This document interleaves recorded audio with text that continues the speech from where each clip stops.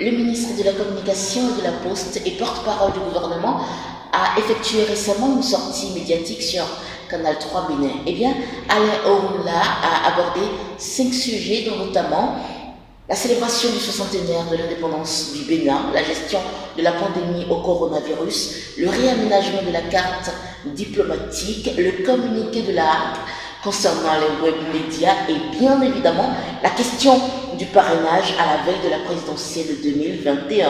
Cette émission, mesdames et messieurs, est un décryptage et pour l'exercice, je reçois Polo Aounou. Vous êtes web activiste, bienvenue sur ce plateau. Alors, quelle appréciation faites-vous de cette émission, de cette sortie médiatique du ministre de la Communication et de la Poste et porte-parole du gouvernement? Je voudrais d'abord faire remarquer que cette émission qui a duré environ 68 minutes pour un programme qui généralement fait 60 minutes, c'est la preuve que les journalistes intervieweurs avaient vraiment besoin d'avoir des réponses détaillées sur un certain nombre de sujets. Et il faut faire remarquer également que la sortie était opportune dans ce sens que l'opinion publique avait soif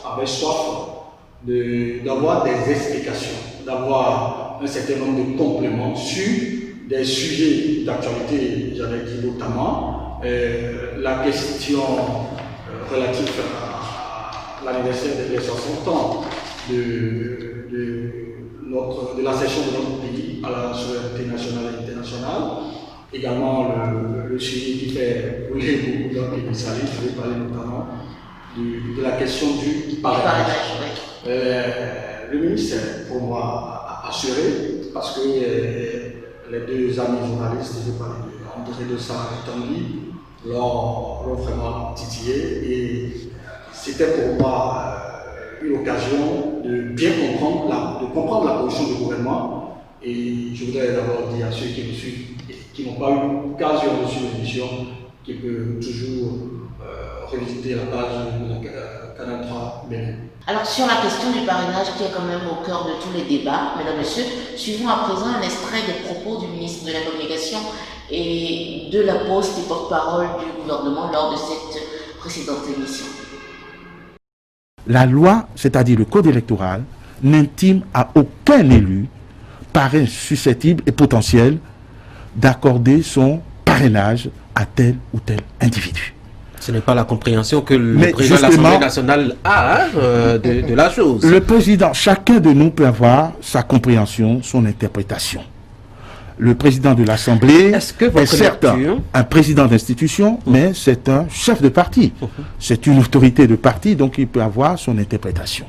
Mais moi, je vous rappelle la loi qui est à la portée de tous. Ceci étant, le gouvernement assume les différentes lois qui ont été adoptées par le Parlement, le plus souvent à l'initiative du Parlement, et qui vont dans le sens du programme d'action du gouvernement et du projet de société du candidat Patrice Talon, à savoir une réforme du système partisan. Ce parrainage, qui est considéré avec beaucoup d'appréhension comme un verrou, n'en est pas un. Mais c'est un verrou. Le parrainage, c'est un filtre démocratique qui permet de mettre de côté des candidatures pléthoriques et fantaisistes. Nous assumons que le sens de la réforme du système partisan, c'est de rendre des partis forts. C'est un progrès par rapport à l'anarchie que nous connaissions naguère.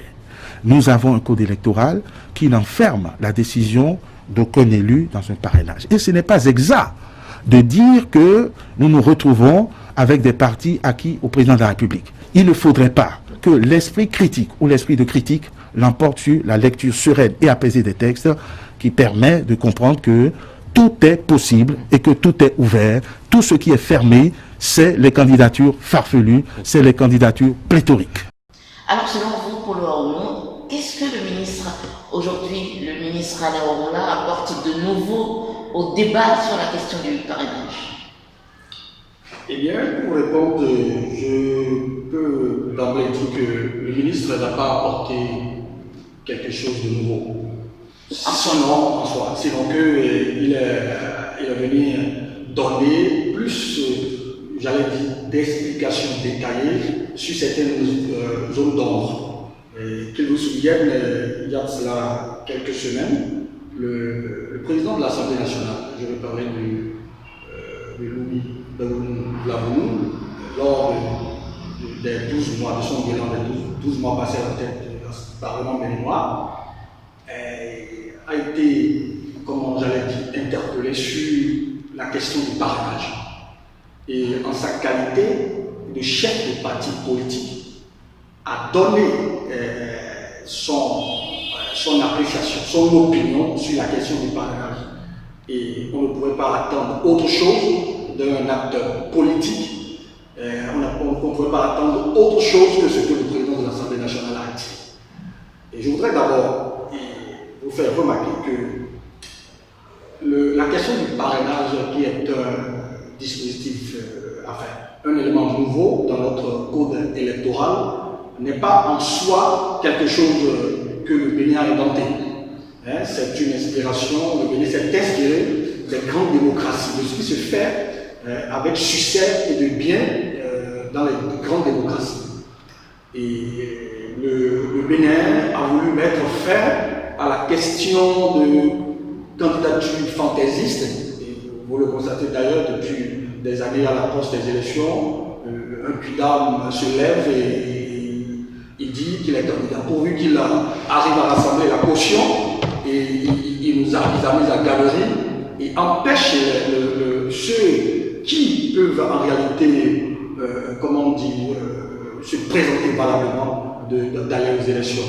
Du coup, le législateur béninois a voulu mettre fin à ce désordre, et d'où la question du parrainage. Mais l'opinion publique a tort ou a raison, a mal pris la déclaration du président de l'Assemblée nationale, qui d'ailleurs demande à ce que les élus des partis politiques puissent respecter la ligne directive tracée par les partis politiques. D'ailleurs, l'objectif même de la réforme du système partisan est d'ailleurs ça. Et il faut que désormais les partis politiques soient au-dessus des individus. Donc du coup, quand c'est le président de l'Assemblée nationale dit qu'aucun élu des partis politiques ne pouvait en principe outrepasser les lignes tracées par le parti politique, il était dans la peau d'un chef de parti politique. Mais l'opinion avait vu de cette déclaration une sorte d'exclusion. Mais en principe, ce n'est pas une exclusion. Et d'ailleurs, cette clarification, cette explication et la position du gouvernement par rapport à la question du parrainage que le ministre porte-parole du gouvernement Alain Roula est venu dire. Il a dit clairement que le gouvernement n'a pas autre opinion que celle que la loi impose. Et la loi a été claire. La loi a dit, avant d'être candidat aux élections présidentielles au Bénin, il faut être parrainé par un certain nombre d'élus, 16. Du coup, si un potentiel candidat arrive à avoir 16 parrainages, il est candidat. Donc pour moi, le jeu est ouvert, l'élection est ouverte, il n'y a pas d'exclusion et les élus sont libres de parrainer quel candidat que ce soit. Alors, toujours dans cette émission, sur un autre aspect, il a été abordé la question du deuxième mandat de Patrice Talon. Et le ministre Alain Roula a dit, donc le président Patrice Talon a tellement bien fait, a tellement écope aujourd'hui d'un bilan positif, qu'il vaudrait mieux, en tout cas, lui refaire confiance pour un deuxième mandat. Enfin, entre autres, c'est ce qu'il a dit. Selon vous, M. Polo Aoumou, est-ce que lorsque je me fais élire sur la base de je ne ferai qu'un seul mandat, et que après, parce que j'ai posé de bonnes actions de développement, j'ai bien envie de rempiler, est-ce que je ne me dédie pas? Est-ce que l'argument est suffisant pour accorder de facto un deuxième mandat à Patrice Talon? En toute modestie, j'ai suivi de près, j'ai même accompagné l'élection du président Patrice Talon. Il a fait de sa campagne le mandat unique, il a dit, je voudrais désormais réformer, comment on dit, le système politique béninois et faire en sorte que désormais, que le président de la République fasse un seul mandat. Il a dit, dès son élection, qu'il fera de cette réforme son premier combat. Il a dit. Le 7 octobre 2019, si mes souvenirs sont bons, il était à Paris, en face des Béninois de la diaspora, qui lui ont posé la question de savoir si il va respecter sa promesse. Je voudrais vraiment vous rappeler la réponse que le chef de l'État, Patrice Talon, a donnée. Il a dit que, en faisant ce diagnostic, le diagnostic de mandat unique, qu'il ne regardait pas la personne de Patrice Talon. Que le diagnostic n'était pas fait parce qu'il estime que Patrice Talon, s'il ne fait pas un seul mandat, il ne sera pas un bon président. Il avait fait ce diagnostic de façon globale, de façon générale. Et du coup, il y a vraiment cru, il a donné tout ce qu'il pouvait pour que cette réforme passe. Et que, du moment où les acteurs politiques n'ont pas voulu de cette réforme et l'ont mis au calendrier, il estime que désormais, c'est un débat clos. Et qu'en 2021, la décision qu'il prendra dépendra de son opinion personnelle, de ses ressentis et de sa capacité à pouvoir faire encore d'autres 5 années de sacrifice pour son pays. Pour moi, j'estime qu'il a été clair et que c'est vrai que nous autres qui le soutenons, notre vœu le plus cher, c'est de le voir remplir, de le voir poursuivre l'œuvre qu'il a entamée. Mais il a dit qu'il va aviser. Du coup, que le chef de l'État, dans les jours à venir, décide d'aller aux élections, je ne pense pas qu'il s'agit, du non-respect d'une parole donnée. Je ne pense pas. Moi, j'estime que la constitution de notre pays, à l'état actuel, permet au chef de l'État, de briguer un second mandat. Et si il estime qu'il peut le faire, nous sommes là. D'ailleurs, nous allons même le pousser mais si sa volonté est de faire les 5 ans de parti, nous allons le pousser à remplir. Parce que nous estimons qu'il ne peut pas laisser ce vaste chantier qu'il a entamé, il ne peut pas laisser ce chantier et partir. Alors, concernant la fête du 1er août, Paul Ormeau, dites-moi, comment se justifie l'option du gouvernement de ne pas organiser le défilé qui reste quand même la principale attraction de ces commémorations? Vous voyez, j'imagine l'état d'âme dans lequel le gouvernement s'est retrouvé en prenant finalement cette décision. Vous avez constaté que depuis environ 2 ans, le gouvernement a commencé par prendre des mesures pour organiser avec cet anniversaire, les 60 ans de la cession de notre pays à la souveraineté nationale et internationale. Vous l'aurez même constaté que derrière du port jusqu'à l'aéroport, les travaux qui sont en train d'être faits. C'est dans le cadre de la célébration de cette fête. C'est sans compter sur cette pandémie coronavirus qui s'est invitée dans le jeu. Et en toute responsabilité, le gouvernement est garant de la santé de la population. Le gouvernement a le souci de voir la population vivre en bonne santé. Du coup, ils n'ont pas autre choix que de décider que cette célébration soit faite dans la sobriété totale. Le gouvernement est tellement garant de la santé de la population, de la santé publique, que le gouvernement quand même laisse organiser les élections. Les élections qui constituent une situation qu'on ne peut pas vraiment contrôler en termes de rassemblement, en termes de masse humaine et tout. Mais pour les défilés qu'on peut organiser en nombre restreint et autres, le gouvernement estime qu'il ne faut pas organiser de défilés pour une commémoration quand même, une grande date. C'est les 60 ans de l'indépendance du Bénin.